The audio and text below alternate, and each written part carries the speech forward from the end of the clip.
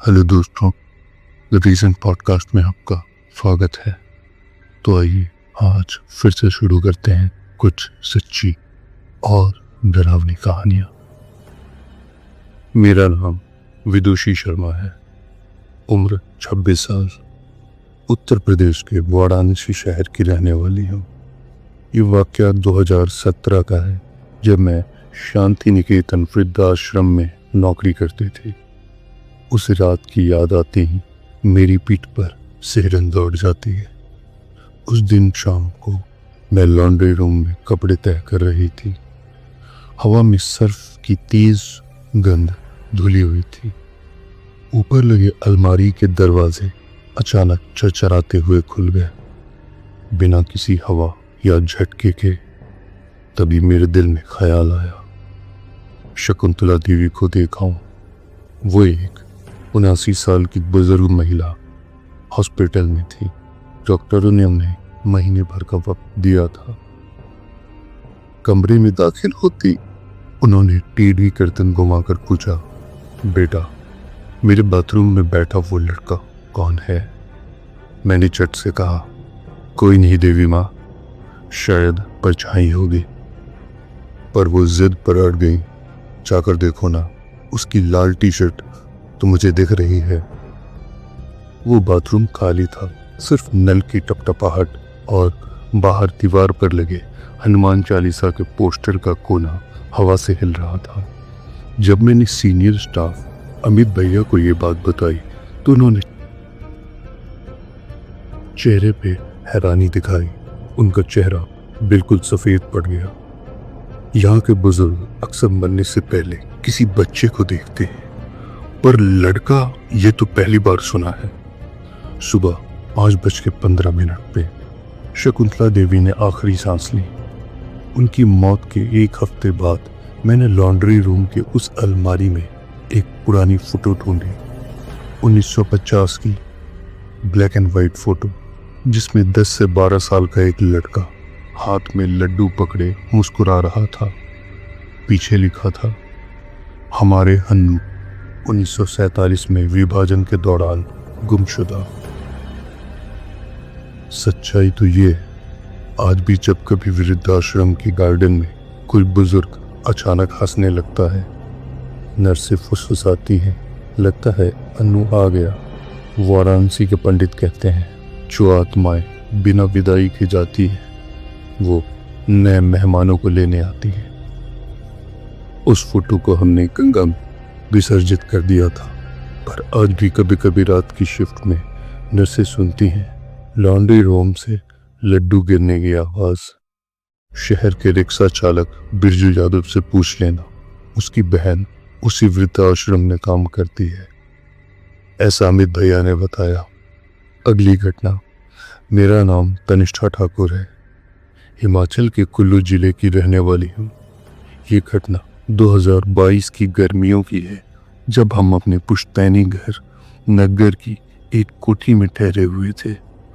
मेरा बेटा वैभव, जो उस वक्त 4 साल का था, उसने जो कुछ कहा उससे मेरी रूह कांप गई। उस दिन दोपहर में मैंने वैभव को बताया कि कल रात मैंने बुरा सपना देखा था।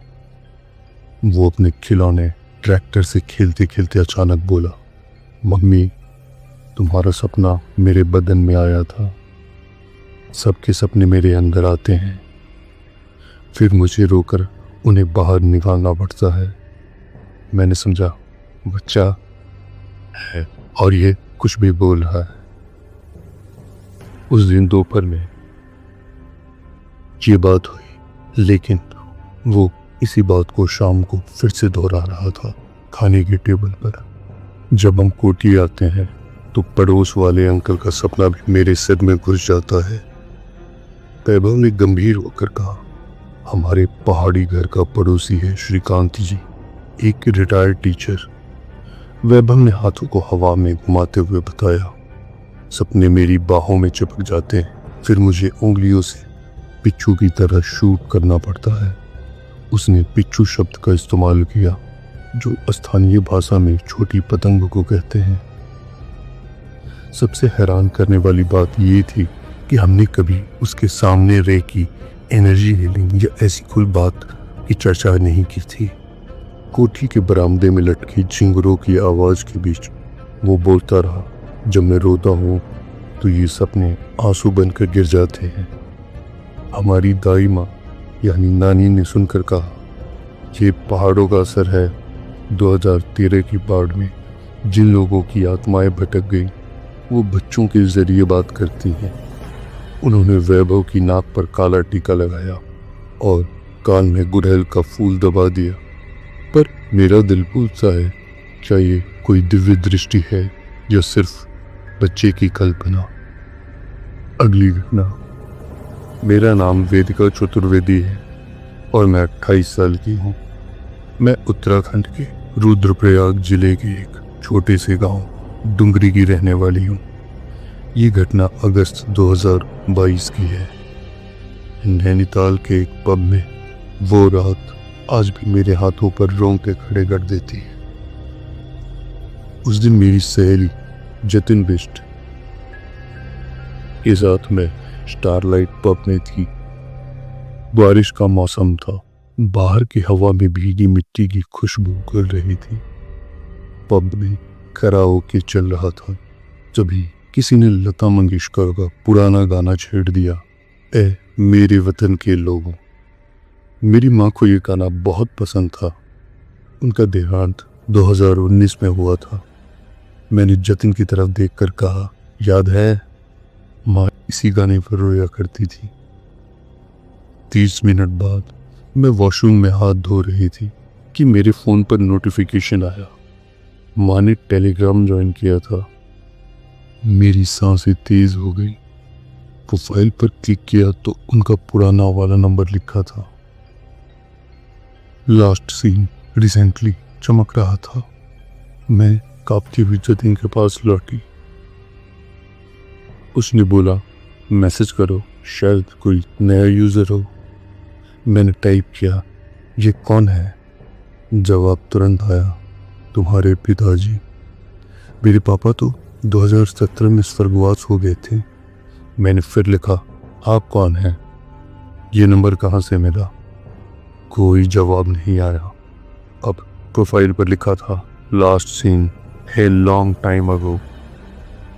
जतिन ने सुनाया, शायद कोई हैकर हो, चलो पुलिस में शिकायत करते हैं। पर मेरा दिल कह रहा था, ये मामला थाने का नहीं, पंडित जी के मंदिर का है। अगले दिन हम रुद्रप्रयाग के एक तांत्रिक से मिले। उन्होंने मेरे हाथ की रेखाएं देखकर कहा, किसी प्रेत आत्मा ने तुम्हारे संस्कारों का फायदा उठाया है। तुमने माँ का जिक्र उसी पल किया जब आसपास की नकारात्मक शक्तियां सक्रिय थीं। उन्होंने एक हवन करवाया, पर मैं आज भी सोचती हूँ कि अब वाकई कोई आत्मा थी या फिर मेरा दिल बस उन्हें महसूस करना चाहता था। सच्चाई ये है कि उस रात के बाद से मैंने कभी कराओके में पुराने गाने नहीं चलने दिए। चाचा जी का कहना था कि जो माँ बाप अपने बच्चों से प्यार करते हैं वो मर जाने के बाद भी उन्हें ऐसे ही संकेत दिया करते हैं। अगली घटना। मेरा नाम माधवी राठौड़ है और मैं 35 साल की हूँ। मैं उत्तर प्रदेश की रहने वाली हूँ। ये घटना 2016 की है, जब मैंने तलाक के बाद अपने 2 बेटों अर्नब 9 साल और विहान 4 साल के साथ शहर के पुराने इलाके वाली कोठी में किराए पर रहना शुरू किया। वो घर आज भी मेरे सपनों में आता है। पहले हफ्ते से ही बच्चों के कमरे से अजीब आवाजें आती थी, जैसे कोई खड़ाओं यानी लकड़ी की चप्पल फर्श पर घिसट रहा हो। एक रात अनु ने मेरे बिस्तर में घुसकर कांपते हुए कहा, मम्मी, वो दादी मेरी रजाई खींच रही थी। मैंने देखा उसका कंबल कमरे के कोने में सड़क की लाइट से उजली दीवार पर लहरा रहा था, जैसे कोई अदृश्य हाथ उसे पकड़े हो। सबसे डरावना वो दिन था जब विहान बाथरूम में चीखा। भाग कर गई तो वो नहाते नहाते बेसुध बैठा था। आंखें फटी हुई उसने ऊपर वेंटिलेटर की तरफ इशारा करते रोते हुए कहा, वो दादा मुझे नहलाने आया था। उसी शाम मैंने खुद देखा बच्चों के कमरे के पर्दे बिना हवा के लहरा रहे थे, जैसे कोई उन्हें जोर जोर से झिझोर रहा हो। पड़ोस की दीदी ने बताया ये कोठी 2013 की बाढ़ में डूब गई थी। पुराने मालिक का बापूजी यही दम तोड़ दिया। हमने हर रोज हनुमान चालीसा पढ़े, काली मिर्च नमक के टोटके किए, पर वो बूढ़ा प्रेत और बदतर होता गया। एक बार तो विहान को चारपाई से धक्का देकर गिरा दिया। उसकी कोहनी की चोट आज भी है। आखिरी तिनका तब टूटा जब घर के मंदिर में रखा शिवलिंग उल्टा मिला। मैंने एक तांत्रिक बाबा को बुलाया। उन्होंने कहा यह प्रेतात्मा अपनी जमीन के मुंह में फंसा है, यहां से जाने में ही भलाई है। उसी हफ्ते हमने घर खाली कर दिया और अब ये हम जहां भी रहते हैं वहां ये प्रॉब्लम नहीं है। अगली घटना। मेरा नाम अंकित मेहरा है। मेरी उम्र 24 साल है और मैं हिमाचल प्रदेश के शोकी गांव का रहने वाला हूँ। ये घटना 2015 की है, जब मैं 12 से 13 साल का था। उस रात पापा शिमला में काम से गए हुए थे और मैं अपनी छोटी बहन प्रिया, जो उस समय 10 साल, और बड़ी बहन नीतू उम्र 16 साल के साथ घर पर अकेला था। नीतू दूसरे कमरे में सो रही थी और प्रिया मेरे पैरों के पास गहरी नींद में थी। मैं टीवी देखते देखते लेटा हुआ था। घर के पीछे की तरफ घना जंगल था और खिड़की से नीचे लकड़ी की बड़ी वाली खड़ी पहाड़ी दिखती थी। अचानक मेरा दिल जोर से धड़का, जैसे कोई मुझे खिड़की से देख रहा हो। मैं उठकर खिड़की के पास गया और फिर मैंने देखा वो जंगल के बीच एक लंबा चमकीला सफेद आकार, वो धीरे धीरे बाढ़ की तरफ बढ़ा। उसकी कोई शक्ल नहीं थी, बस एक धुंधली रोशनी जिसे किसी ने चादर में आग लगा दी हो। वो बाढ़ को छुए बिना उसके पार निकल आया। मेरी गले से आवाज नहीं निकली, पैरों तले जमीन खिसक गई। मैंने दरवाजे की तरफ भागते हुए नीतू के कमरे में घुसकर चिल्लाया, दीदी कोई है वहां? पर वो गहरी नींद में थी। मैंने एक कंबल झपटा और फर्श पर गोल सा होकर उसके नीचे छिप गया। आंखें बंद करते ही नींद ने ऐसा जादू किया कि 30 सेकंड में ही मेरी सांसें धीमी हो गई। सुबह उठा तो कंबल अभी भी ऊपर था। प्रिया बोली, रात को तू क्यों रोया था? पर मैं चुप रहा। मैं नहीं रो रहा था। वहां के लोकल्स का कहना है जो लोग पहाड़ों पर अकेले मर जाते हैं उनकी आत्माएं रात को चमकती हुई घूमती हैं। शायद वो कोई प्रेत आत्मा थी जिसने मुझे देख लिया था। अगली, मेरा नाम राहुल वर्मा है और मैं 22 साल का हूँ। मैं दिल्ली के रोहनी इलाके का रहने वाला हूँ। ये घटना सितंबर 2023 की है, जब मैं और मेरी तब की गर्लफ्रेंड प्रिया लंबी दूरी के रिश्ते में थे, जिसे हम डिस्टेंट रिलेशनशिप कहते हैं।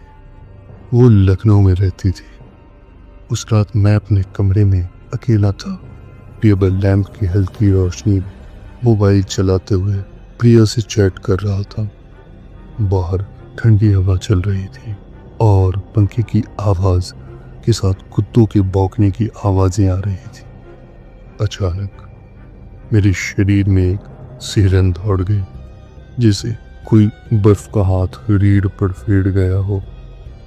मैंने देखा मेरे हाथ कांप रहे हैं।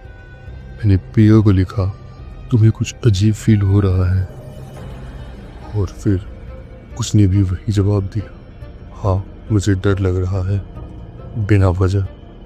हम दोनों एकदम सहमे हुए थे। मेरे मोबाइल पर एक अजनबी अकाउंट से मैसेज आया, तुम प्रिया के बॉयफ्रेंड हो। नाम विक्रांत था। प्रोफाइल फेक लग रही थी।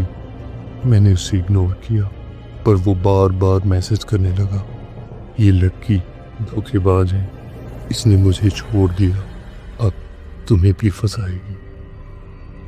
प्रिया ने मुझे बताया था कि ये उसका एक्स है, जो जादू टोने में यकीन रखता था।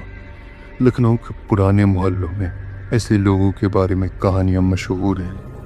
नज़र लग जाने पर दो दिल एक ही वक्त में डर जाते। शायद उसने कोई टोना किया हो। उस रात हम दोनों फ़ोन पर रोते हुए हनुमान चालीसा सुनते रहे। सुबह प्रिया के पापा ने उसके घर के बाहर नींबू मिर्च टांग दिए, पर मेरी माँ आज भी कहती है ये सब तुम्हारा वहम है बेटा। मुझे नहीं पता क्या वो सिर्फ एक पागल एक्स था, या फिर उसने प्रेत विद्या सीखकर हमारे दिलों में डर डुबो दिया था। 2030 की वो रात आज भी याद आती है, रोंगटे खड़े हो जाते हैं।